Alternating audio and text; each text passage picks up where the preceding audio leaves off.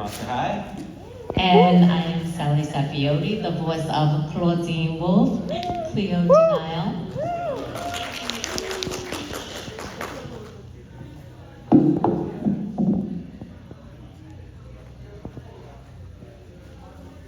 Over with my outfit. I just want to make sure. Awesome. Totally awesome. I watch it a little bit. My wife and my daughter watches you guys all the time, so I know a little bit of it, not too much. But I am a fan too, so.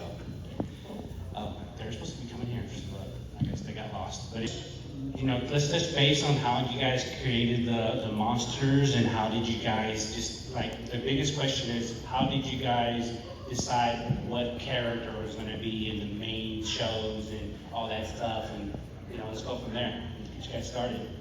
So when I started working on Monster High, Frankie was actually the first one that I had just thought of, like if there was going to be school of teenage monsters, Frankenstein's daughter should be there. And so she started off, and then was like, okay, what are the other really big monsters? So looking at the Universal stuff, there's Dracula, there was the creature from the Black Lagoon, and then we actually had started off with Cleo didn't exist in the beginning. It was actually Operetta was the original villain. That was funny, because it was the Phantom of the Opera. But there was concern as we were working on the kids wouldn't know the Phantom of the Opera as well as maybe some of the other monsters. So we revised it, and Operetta pushed out. We brought Cleo. Cleo was born and came in. So we had our And then we liked playing off of sort of if it was a male monster switching to be a female one, and then Deuce, because his mom was Medusa, he would be the male version of it. So we tried to play out some of that stuff. This is my favorite. He's so cool.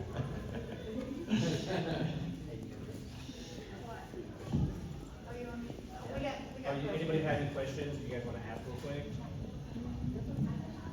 No? Anybody? I got it. Hi. What is a creature that you wanted to do, but you weren't able to do it at the time, like one that was never released? We got to do a lot of different monsters, but near the end of the line, there was supposed to be a crossover between Monster High and Ever After High, and there was a nine-tailed fox girl. But she got concepted, but we never made a doll of her when we prototyped her up. But so she was really cool, so it would have been nice to see her come out. And then we didn't get to do. I designed Pharaoh for Boo York, and he was supposed to have a doll. It was supposed to be Caddy and Pharaoh in a 2-pack together, but for some reason the retailers didn't take it, so we put Caddy into a 3-pack with the other girls, and then Pharaoh just never got made. But I would have liked to see Pharaoh get made. Yes, justice for Pharaoh.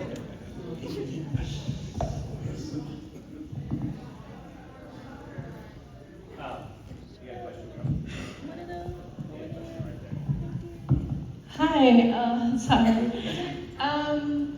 Speaking of the Ever After High crossover with Monster High, what was the plot that you had in mind if you were to make the movie, and not just in G2 when the book and stuff? So I think they released the storyboards on. I think you can watch it online. That was basically the movie. It just never got finalized.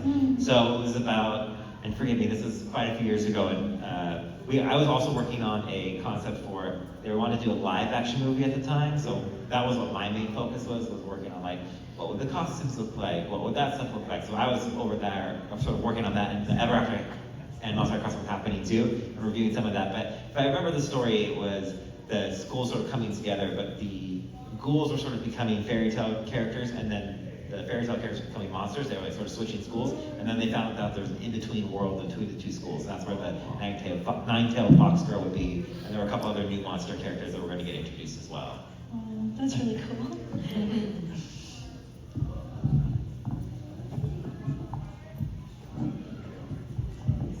Hi. Following up on the crossover, because everybody needs answers. I will try my best.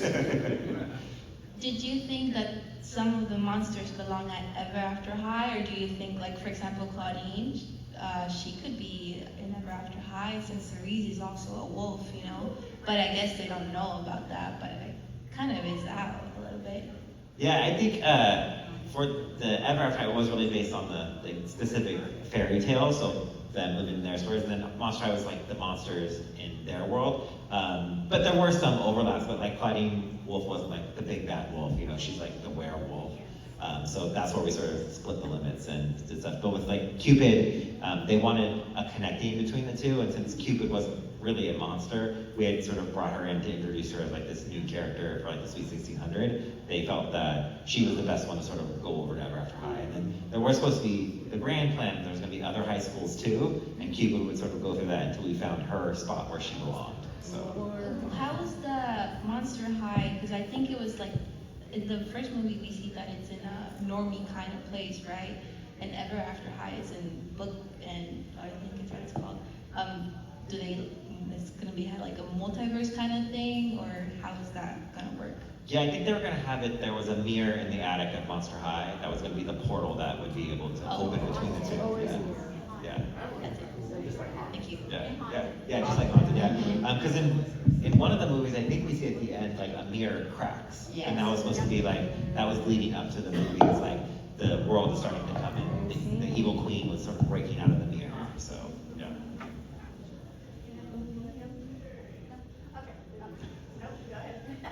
I'm saving it for then. It must be a good one.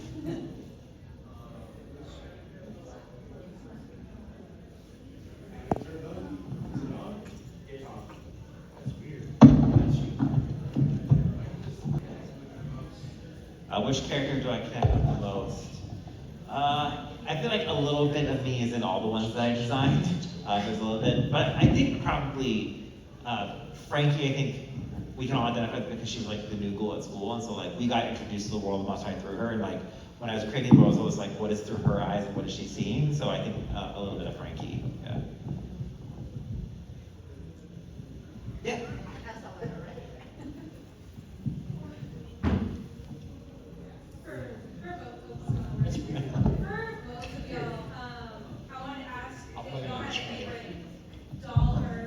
Doll line, and if there's a certain ghoul that you wish would have gotten more dolls than they actually got. It's hard to pick a favorite line, but Dawn of the Dance was really fun to do. I designed all the dolls in that one, so because originally it was just going to be the 4, and then because I had designed all of them to show what the party looked like, that was the only line we got to do like a second follow-up one where we got to make the rest of the characters, so that was really fun. And then Haunted was really fun to work on because it was like a completely different color palette that we did for all the ghosts. So like doing that new color palette and giving like all the translucent skin was really fun. Like on that one. Well, I'm a big fan of Boo York, because that's where I'm from, and I was very partial to that. But I always really liked Abby, and I wanted like more things for her. I love Abby because I love the snow, and I love that she always just had her own little snow cloud and her queen. And she was like, you know, very brief with her words, but to the point, kind of like a New Yorker is, you know. We see this goal sometimes, very special. So yeah, those are my favorites, and I just wanted to be happy. Gosh, you talk like that, you know. It's me. Awesome, thank you very much. Yeah.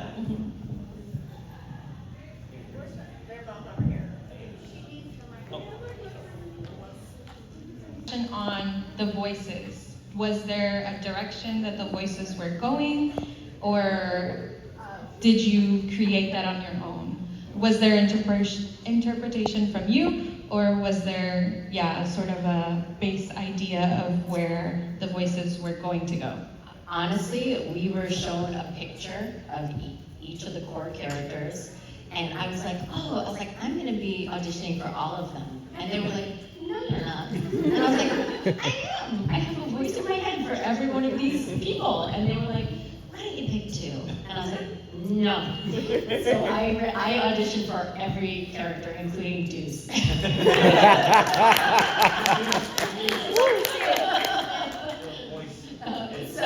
And for me, they didn't really say that. I mean, they kind of just gave you a little bit about who they were, Cleo, who the parents were, like Frankie, who the parents were, and they didn't say, we want this voice, and at all. So it was like, one of the gifts and curses of being a voice actor is that sometimes you see a picture and it's like I'm reading the description and this voice is in some voice is going off in my head. So I don't know, maybe I'm crazy, but anyway, for Clawdeen, the way she was described, I was like, oh, they're like, she's sassy, but she's like friendly, and she's warm, and my dad was a bus driver in Jamaica, Queens, like the bus that you pay to go on.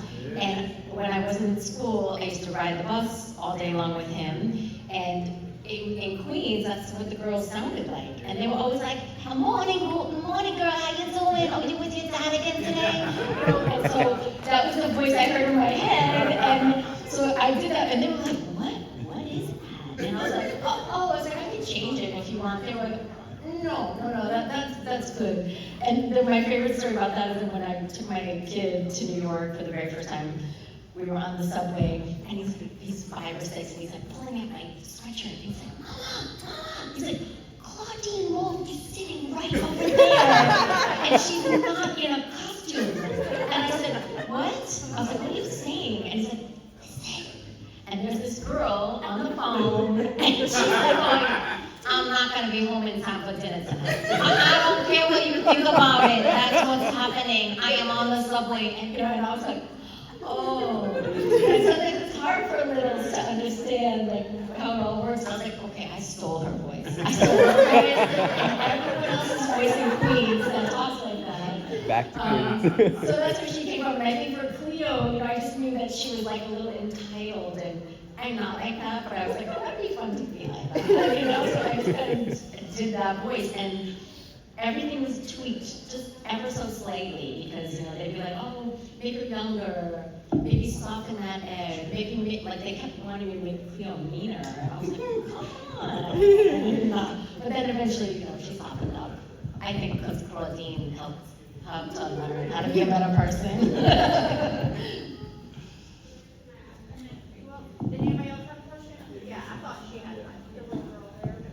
The little girl there.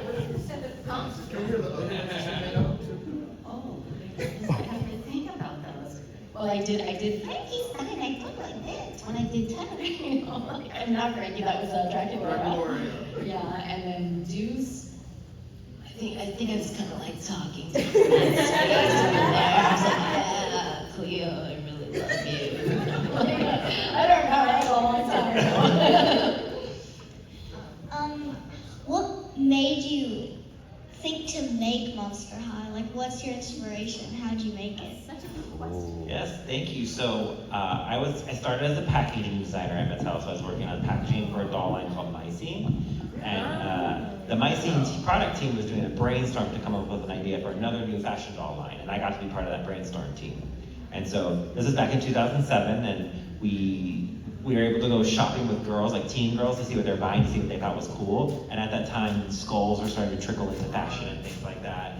And one of them bought a Skull-Animals plush, and the tagline was, "Dead animals need love too." And I thought, what if dead dolls need fashion too? And I was like, Mattel's never gonna make dead dolls. But I thought there was something there, and I kept thinking about it, and I think it was that night I sketched up Frankie, and that's why her birthday is the very first day she was sketched, because that was the day she was born. And I came up with okay, what if they're different monsters going to school together? And I thought there'd be a Dracula character, a werewolf character, and then the next day at work I was telling my friends about it, and they're like, this is really cool, how can we help? So we put together like a little description, we put together some sketches, and we pitched it to management, and they're like, well, the product team's already taking ideas in, so you can put it in with that. And I think it was like, you can put it in that, and then we don't have to talk about monsters anymore. But it became the highest testing thing that I'd ever seen, so we got to keep working on it. And then in 2010, it finally came out. So, yeah.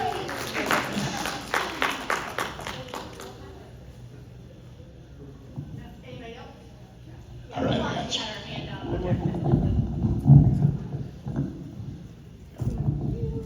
So in one of the books, like one of the journal books, there's a character named Melody. I think it was like Melody Songbird. I don't remember. She was supposed to be some kind of bird creature. What was the idea with her? Because there was nothing ever with her, and it's in my mind, obviously. Were those the books by D.C. Harrison? No, it was like one of the journal books. From the diaries? Yeah. Was it? Okay. Because Melody was in the Lacey Harrison books, and when they pitched to Lisi, they gave like the general story of Monster High, but she didn't have to follow all the lore. So the book world that she was sort of separate, is a separate sort of universe from the toy world. Yeah. Like she had an outline, and I was like, ooh, so what did she make like? And it's always been elaborate. Oh, yeah. Alright, never mind. I think there was talks at some point about maybe doing like a doll of her, but it just never came to fruition. So Okay. yeah. Yeah, of course.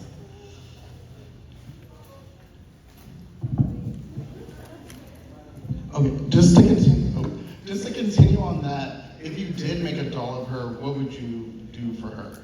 I mean, it's been a long time since I've read the Lisi Harrison books. I have to go back and read and like see what her personality was like, and then, okay, if she was a bird monster, what would we want to pull from? Because that's what we usually did for all of the characters. We did to find like, okay, what monsters do we want to do? What are the personalities that we want that work? And then pairing the personality with the monster type is really important. And then what is that fashion type then too? So like it's like this combination of all these things. So a lot of research would go into each character and be like, what is their monster type? What is their personality? And then what is their fashion style? So it would read, like the way that they move, the way they talk, and everything they wear would sort of help show that off too.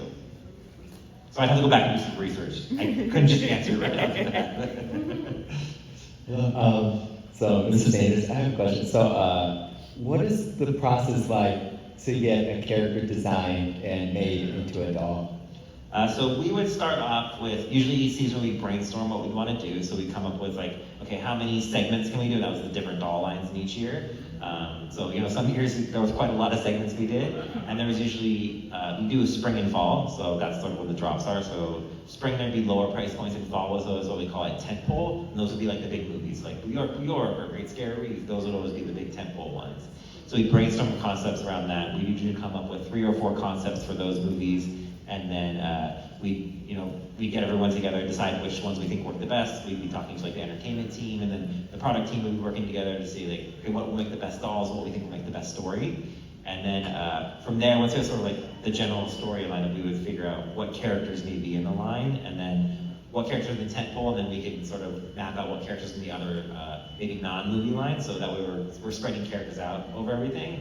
And then we go into researching, okay, this movie, New York, what do we want the style to be? And we come up with like sort of this through line for everything, and then design all the characters' outfits to match that through line. It was always really fun. There's a lot of research, a lot of like development. We revise the outfits depending on stuff. Sometimes we work on something like, oh, hey, this would be such a better idea, and we revise the outfits to match that. So that's a very quick synopsis of it, but it was a lot of work, so a lot of research going into it. That's really cool. Looking at what the current trends are and stuff like that to make sure, all the outfits felt relatable too. Right, thank you. I have a quick question for Salli. Do you have some favorite scenes for your Monster High characters or lines? Some favorite scenes or lines? Yeah. Well, of course, like, oh my raw. I always loved that because, like, when I was a kid, I wasn't allowed to say, like, oh my god. Like, I had to say, oh my gosh. And so when they gave me that line of, oh my raw, I was like, okay, now I'm going to save my entire childhood. Just gotta go, oh my raw. So I love that. And favorite scenes? Well, I mean, the Cleo Deuce breakup scene. The song. I mean, it really made me cry. I was like, really? Like, I understand the world, and it still was very emotional for me. But I loved in Scarus, when Clawdeen got to have her moment, of really getting to like do her fashion the way she should have been able to do it the whole time, and to get to express herself that way. It was really nice because she's my favorite. I mean, of my 2 that I play, she's my favorite. I love her for a million reasons, but that was special to get to see her have her day in the sun. I got lucky one time. I got to go to a couple of records, and one of the records was New York, and I got to watch Salli record the plane scene where Cleo and Clawdeen are sitting next to her and they talk to each other. She recorded it. She's talking to herself. It was like one take, just her talking to herself. It was like so cool to watch. So it was great. And they normally don't do that when your shows, like they record out all of one character, and then they go back and they do all of your other character. But it was really fun, and it was, I don't know, it was kind of easy. It was very natural. I was like, maybe I must have like a split personality or something. Thank you so much. Okay, so the talk of of Cleo and Deuce breaking up reminded me, what do you think of the ship of Rochelle and Deuce? So we always did the ship of Rochelle just because Rochelle had like a crush on Deuce because like she was the only one who could see his eyes, you know. But I think everyone has like a crush on someone because of some reason. But it doesn't necessarily mean like they're meant to be together. Yes. We always felt from the beginning like Cleo and Deuce are just meant to be together. But of course, it's high school. We have to have some drama, you know. So, but we just like like everyone has crushes on people and showing like you can have crushes on someone and you can still have the crush, exist with them and then move beyond it at some point too. Yeah.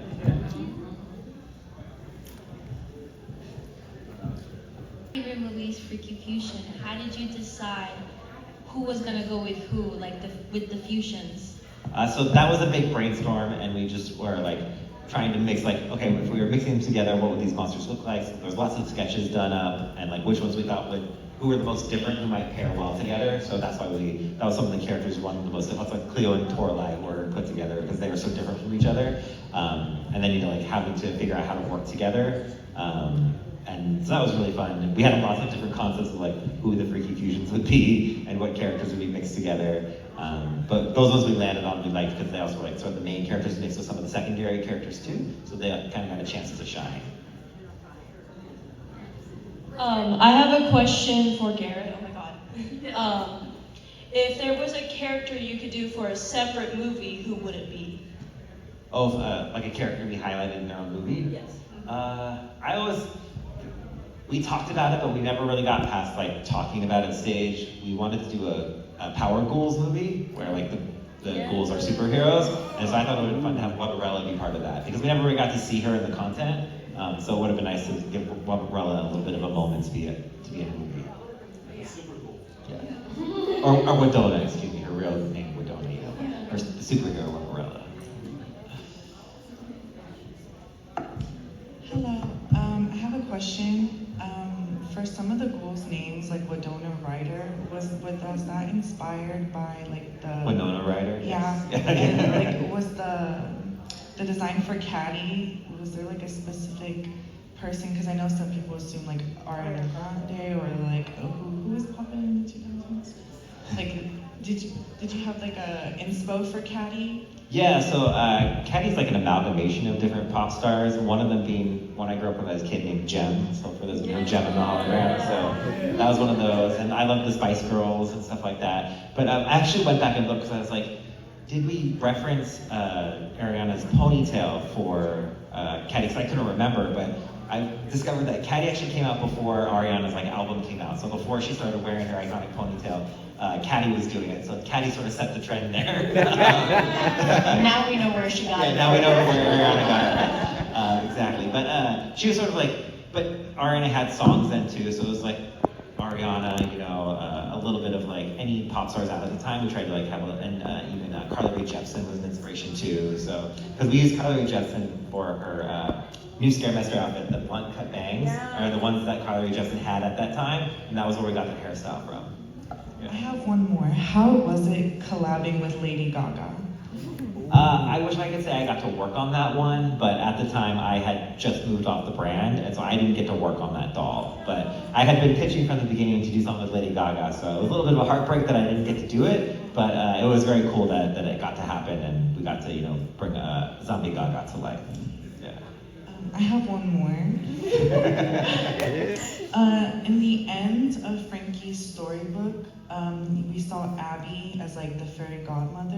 Was she gonna get a doll? Was there plans for her to have one? So there was never plans of like doing a second line. We talked about it, like we thought it'd be really fun because we wanted to actually do Cleo as Rapunzel, and so like all her raps would be like super long, and that's what but we never got to do the second line. And I think a part of it was because because Ever After High was coming out, so they didn't want any like confusion between like monster fairy tales and the Ever After stuff. So yeah, but it would have been fun to do another Scarily Ever After. Those are really fun to work on. So I think there's a question up here. I see. So I know you've worked on other like doll franchises. Would you make another one, like maybe Alien one, like no Stars adjacent, or just another one in general? So funny with the alien thing is, Ever After High wasn't the first choice for like the next school. It was actually supposed to be the Alien High. So we were gonna do a whole Alien High. We had concepts that there was, I think her name was Nebulana. So like she was like all nebulous, and she's gonna have like this really cool like glitter in her skin. And then there was one from a fire planet that had 4 arms. And then there was like, I think her name was Alien Gray. She was like this typical green alien, which had like bigger eyes, or gray alien, she had like the bigger eyes. And then, but we didn't know at the time. We just got told, hey, you guys can't do aliens. We got to go with our second choice. And later on, we found out somebody at Intel had found out about Novi Stars, so they didn't want there to be any like bad blood between, because MJ and Intel already didn't get along, so they didn't want to be anything else. So we pivoted to Ever After High. But there was plans like eventually we wanted to go to like Mythos High, that was really about like mythical legends and like their children. And then you like go off to the different, and then talk about doing like super high, you know, like there would be like the superhero high school, so we could like do different high schools that all the characters could go to. But then DC superhero high happened, so we couldn't do that one either, you know. So, but yeah, there was a plan to sort of do different high schools. I was wondering what inspired you to make Jackson a hybrid? Like how he switches between being a monster and a normie? You know, at the beginning, that's what sort of the monster type was. They were human, but then they also switched into a monster, and he sort of got to be the first hybrid. And then, but I think a lot of people don't realize Deuce is technically a hybrid too. So we had always like in his story, like his mom is Medusa, but his father is actually Perseus. That's why she hated that the rat is named Perseus, his pet rat. So like the story was like they had a hidden love that nobody knew about, and so he's like half human too. So. You know, so it's just sort of like having some of that half stuff in there. So we could also tap into lore maybe later on, you know, but we sort of dropped those things in there. And not everything always came out and stuff, but we had these like little nuggets that we could pull into if we wanted to later on. 3rd and 4th Monster High. I always hope so, boo. I mean, I don't work at Mattel anymore, but, you know, I'd like to see Monster High and live on. Even if I'm not a part of it, you know, it's fun to see it continue on and see new fans become part of it. It only gets people reinterested in Generation 1 too, so that's really cool. A bunch of us schools, we have a plan to get together and pitch another reboot to Paramount Plus. So stay tuned. We'll see. It'll be a long time out, but we all want to do it again and kind of stay more true to the original with some added around it, you know. Yeah. Question for Garrett. What got you started at Mattel? Like, how did you get in there? And is there another company you would love to work for? So I got started at Mattel because I went to USC and my painting teacher actually knew somebody who had graduated who was working at Mattel. And so she got me their information, I made the contact, and I mean, it was like 6 months after I graduated from school, but they reached out like, hey, would you be interested, we might have a temp job. And I was able to get a temporary position, filling in for someone on the packaging team, and then eventually that person didn't come back and I got to be going for full time. And so then, I got to keep working there, and then in 2007, working on Monster, I got to move over to the product design team. I've worked at Moose and Just Play, and I mean, every toy company is a little bit different, but it's still a lot of fun getting to create stuff. It's also like working for the government. Everything you work on is top secret until it comes out, you know, so. But in terms of toy company, I wouldn't mind working at a place that aims more at like collector-like stuff. I think that's really fun. With so many people being so passionate about toys now, like the collector toys are so cool, and getting to do stuff like that would be fun. Sure. One of my questions is, for the fashion, did you ever get any inspo from like the outside world, like the modern fashion back then? And if so, what was it? Yeah, we would definitely try and be looking at all the fashion, so we'd be looking at like, what's happening on the TV shows, and we had access to like fashion trend forecasting, so called WGSN. So we would get to see like what the forecast for fashions for the next year would be. So we try to pull from that too, because we design things a year ahead of time. So we had to sort of like look at trends and make sure that hopefully they'd still be in there in a year, or look at some of those that are happening in the future, hopefully that they do continue to happen, you know? So we definitely pulling out like what the latest trends are, trying to get even ahead of the game on trends too. And then another question is that, if you were to make like another voice for like one of the newer Monster Highs, which doll like would you do? You mean if I was gonna steal someone's job? Is that what you mean? Well, I probably want to be Abby. I just like Abby. I do Russian very frequently for video games. But I want my own snow. The last question, how do you guys both feel about the Generation 3? I'm just happy to see Monster High live on, and continue, like, introduce it to a new generation. And I think it's really nice because, like, back then, we couldn't be as inclusive as we wanted to in some things. Like, we were told, oh, you can't say that, you can't do this, but that's really opened up for the Generation 3, and I think that that's really great. So it's nice to see that evolving and getting to do more and be more vocal about it, so. Yeah, and I feel like I prefer G1 and G2. But I also feel the same way about it. I mean, and I got to be on G3 as Scarlett and the teacher. I forgot her name. But I wish it was more like G1 with all of that inclusivity around it. That would have scratched my itch perfectly, I think. But and I kind of prefer the look of 1 and 2 even over 3. But I was so happy that it was made and that it lives on. Keeps it all going. So. Because of G3, we got Skeletor and the group productions and all that stuff. Yeah. Anybody that hasn't asked a question, want to ask one before I do? What was the most difficult doll to design for? Probably the most difficult one was River Styx. So, because trying to figure out how to do her clear bones, so it looks like it was floating inside of her limbs. And then originally she's supposed to have, her skull was supposed to be floating inside her head. But we got told it looked a little too creepy. But they ended up using that same sculpt for one of the Off-White dolls, the Symphony one. It's the same sculpt from River that's inside, so that's technically River's skull inside there. So. Yeah. Taking it back to the question before that, sort of. Basically, the new generation of Monster High, what is y'all's opinion on basically the new looks and appearance and like how they put colors and stuff in their hair and all that stuff?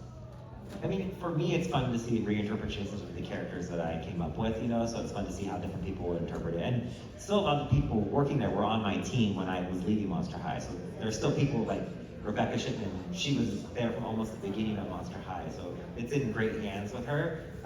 The only one that I don't particularly love is Laguna, because she's pink, and I thought it was weird. Like, I would just make her a different character, but I also don't know, like, with working at a big company, there are so many hands in the cookie jar sometimes, and Monster High for G3 was also being worked on with Nickelodeon.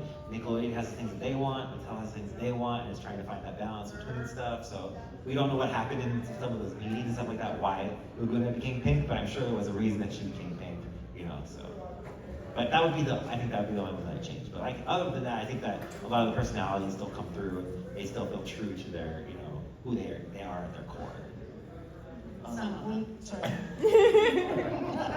I like the look of the original one better, but I do think they're still adorable. I mean, it's great. I think the show is great.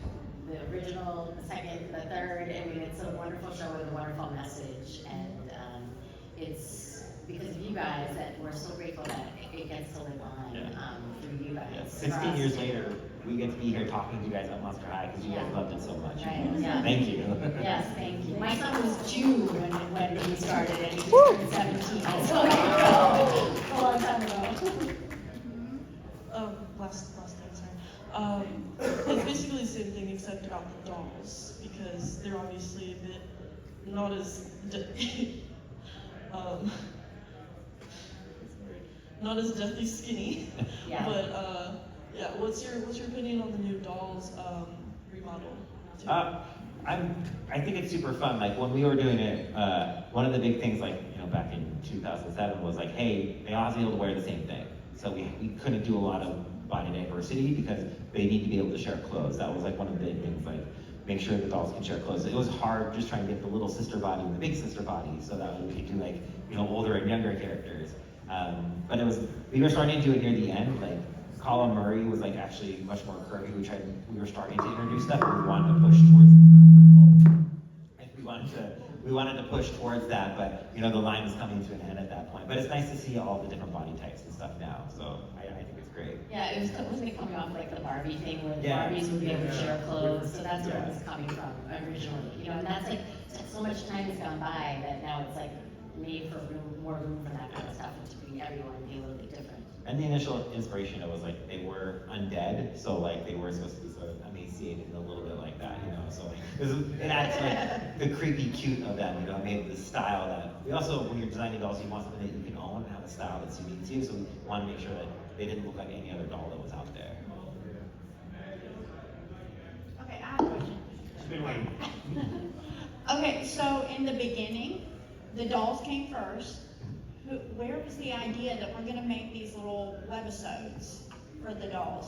How did that come about? So it came about because we were supposed to launch in 2008, but they wanted to wait for a live action movie. And you guys know how long it took to get a live action movie made. And then, so it got pushed to 2009, and then again, it was like, oh, we don't have a live action movie, we're gonna have to wait. So at that point, I thought the line was dead. I had never seen anything on Mattel survive 2 sort of push-outs. But then we had a big management change at Mattel, and they're like, why are we sitting on this brand? We had tooled everything, which means we cut all the steel that all the plastic is injected to make the dolls. And so they were like, let's get the dolls out there and we'll find some money to do some content for it, some webisodes. And so that's where the money for the webisodes came, and then we got to launch the dolls, and the webisodes came shortly after that. They rushed to get them done. It was a very quick process, but it was nice to see, you know, like they believed in it that much, you know, the new management did, that we were able to get it out, so.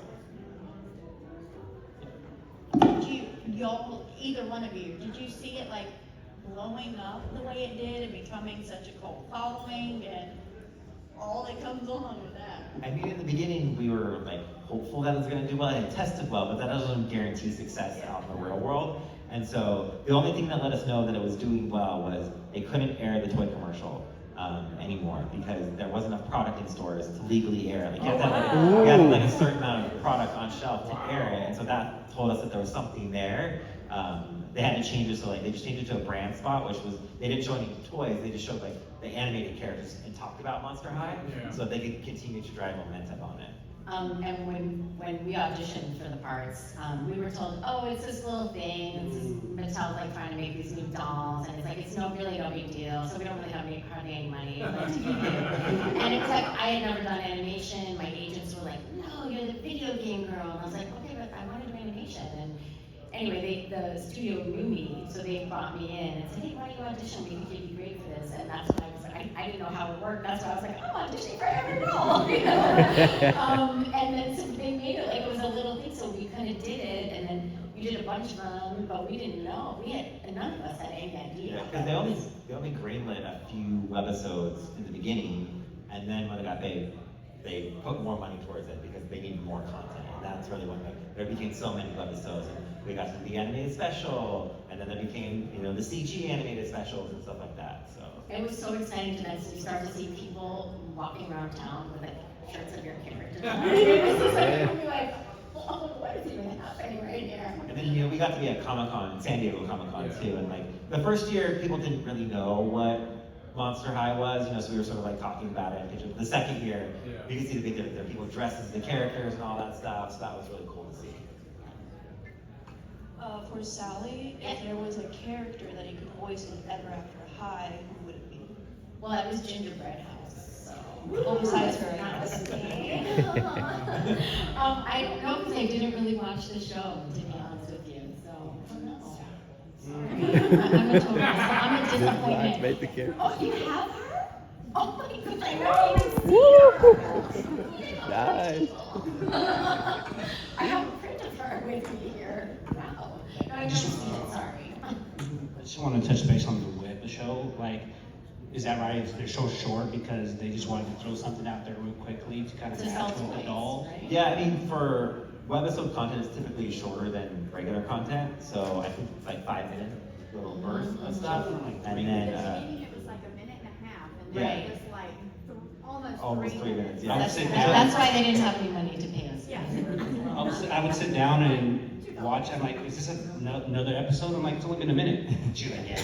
Yeah, so it was like little shorts, like to get like quick stories to show the different characters off and stuff like that. So, but that's how YouTube content was back then. It was like short form content, because there was no TikTok, there was no Vine. Yeah, exactly. Y'all's favorite collector dolls?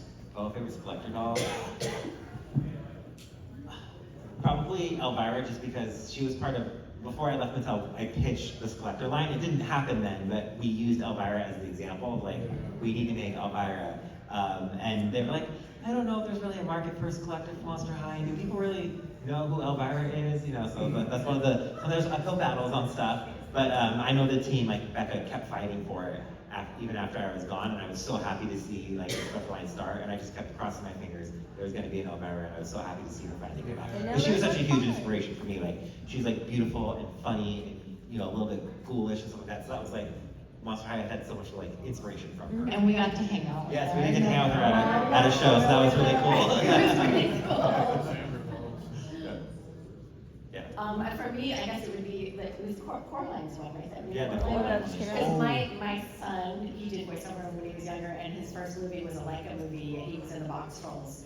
And so then I took this deep dive in that whole stop animation world, and I love that Coraline. I think that new one is so cute. It kind of looks like Curious George, but it's cute. And the Alien Queen is absolutely amazing. Oh yeah, that was amazing. Yeah, that's amazing. What was y'all's inspiration behind the Frightfully Tall line, and by extension, was Calliope the first Freak du Chic character that was designed, or were the other ones designed first and then Calliope came after?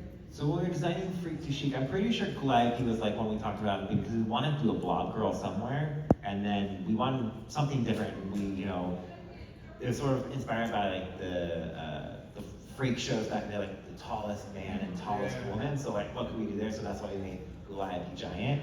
And then she did really well, so they thought maybe there's an opportunity for larger sized dolls. So we did a couple. We did the three Frankie, Dracula, and Clawdeen. In part because they all have the same body, so it's easy to do. That's why there was no Laguna, because she had her fins, and they didn't want to spend money on the tooling of another body. And that's why we were hoping to do more, but the only one that got made was Elizabeth, because we needed one who didn't have any other monster stuff on her, and we could use Dracula's head for her too, so Elizabeth got made too. But they were really fun to do because they were really inspired by like ball jointed dolls, like we added like the double hinged knees and elbows and stuff like that. So we got to do a little bit more posability on them too, and they were, I would love to see more done, but yeah, they're so pretty. They're really pretty. I love my Clawdeen one. Yeah. Yes, they are very hard. Well, maybe they'll do pre-production of those. That would be nice. Yeah, manifesting. We'll put it out to the world. I mentioned Pharaoh. I would have loved to see him done, and then I'm trying to think of like scrapped ones that we didn't do. A lot of them end up coming back in different forms. Like Harry and Pearl started off as part of Freaky Fusion. They were supposed to be like a Hydra monster for Freaky Fusion, but people were worried it was too creepy. But then the American Horror Story Freak Show came out, and it was the two-headed woman, and then they're like, oh, maybe. So then she became part of Great Scary Reef. We were able to work it in there. I don't think there was anyone. There were a couple characters like that we didn't even make dolls of. Like for Great Scary Reef, we were supposed to make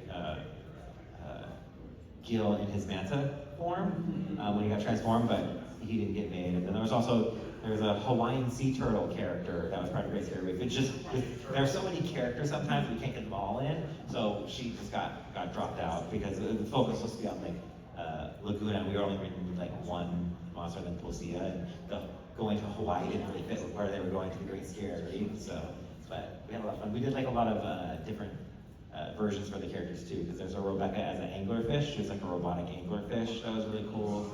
Because we were going to transform a lot more characters, but that's also expensive in animation, so we're redoing every character's model. So we had to pare back and only do a few. And then to piggyback off that, what about the Wisp doll from 13 Wishes? There was talk about someone did one for a Comic-Con. Yes, she was made for Comic-Con. That was just the one, and this production was small, or? So for Comic-Con, Comic-Con production runs, like, I don't know the word. We were never technically allowed to say what it was, but they were low production runs on stuff. So it was her and Valentine came together in a 2-pack. And then we did a I Heart Fashion wisp, so there were the ones that came with like a closet of clothes, so there was a wisp for that one. Yeah. Anybody else? Yeah, she was a Toys R Us exclusive, yeah. Characters like the Honka tour line, do you think they use any of your old designs that you left back at Mattel? Did they get any inspiration from your old designs?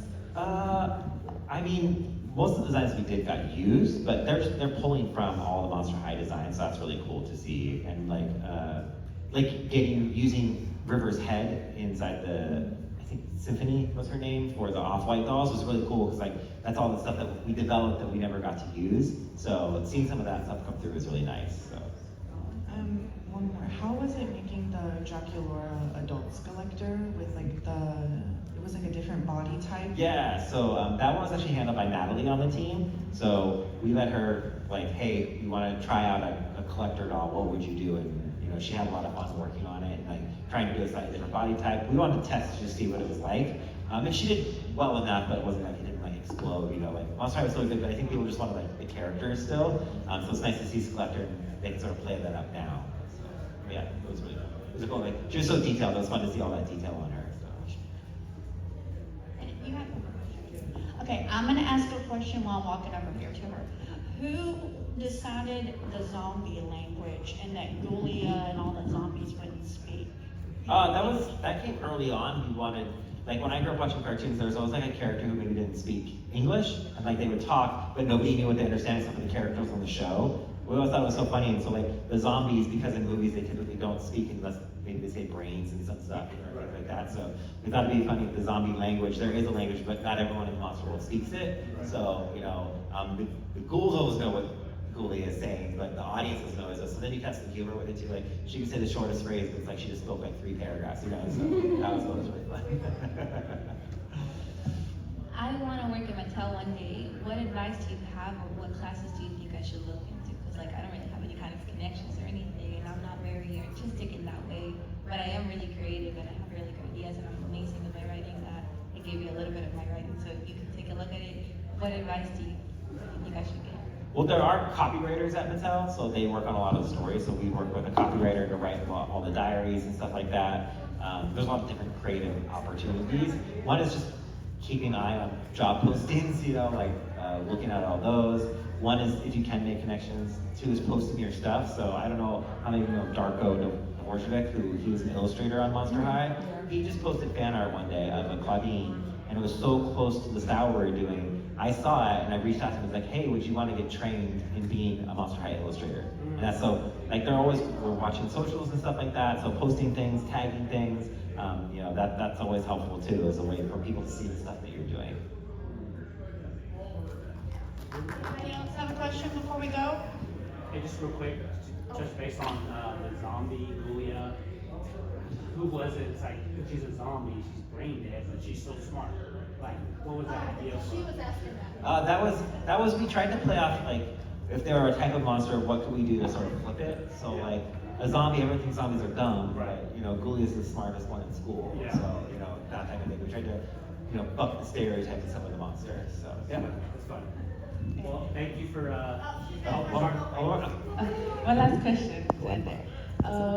What piece of clothing in the show, or like shoes or anything, would y'all have wanted like to keep? Like if it was real, like the YRU shoes.